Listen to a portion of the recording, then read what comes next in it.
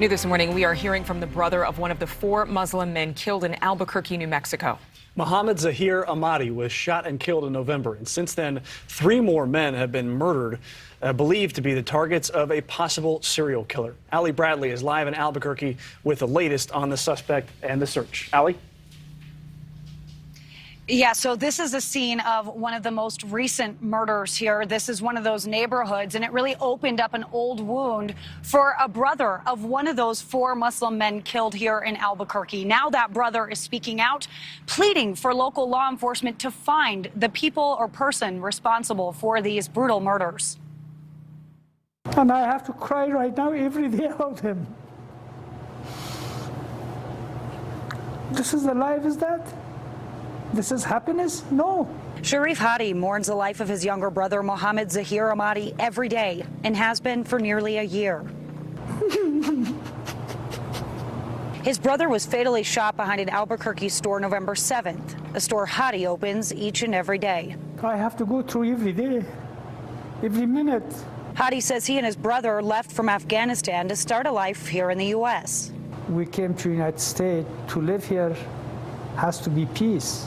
But I didn't see any peace here. Local police are working with the FBI to find a suspect or suspects in these murders. I'm gonna find out who's that murder to kill my brother. I'm waiting for that. A dark gray or silver Volkswagen with tinted windows may just be the key to finding the killer and ending the string of murders in the Muslim community in Albuquerque. Officials say the car is connected to the murders of Hadi's brother, along with 3 other Muslim men killed ambush style within the last week. The man killed on Friday, Naeem Hussein, was shot in a parking lot just hours after he attended a funeral for 2 of the other victims. A little over a week ago, Aftab Hussein was murdered near his apartment, and just days later, Mohammed Hussein was killed a block from his home.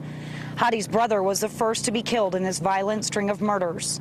Albuquerque's Mayor Tim Keller says the killings are keeping people in Albuquerque's Muslim community from functioning normally. We have members of our Muslim community who are afraid to participate in everyday activities that they should never be afraid to do. Things like shopping, things like praying, things like going to school. Now, officials have not determined whether there's just one person involved in these killings or multiple people. They have also not disclosed just how they have connected that Volkswagen with the string of murders here. Now, another thing is they have not actually been able to determine, and they won't determine, if these are hate crimes until they can identify a motive and a suspect. Mitch. That is Allie Bradley reporting live for us in Albuquerque. Allie, thank you. Oh, that's just such a crazy, sad story. I feel for that brother and all those families. Thank you for watching. Go to newsnationnow.com to find News Nation on your television provider. And don't forget to click the red subscribe button below to get more of News Nation's fact-driven, unbiased coverage.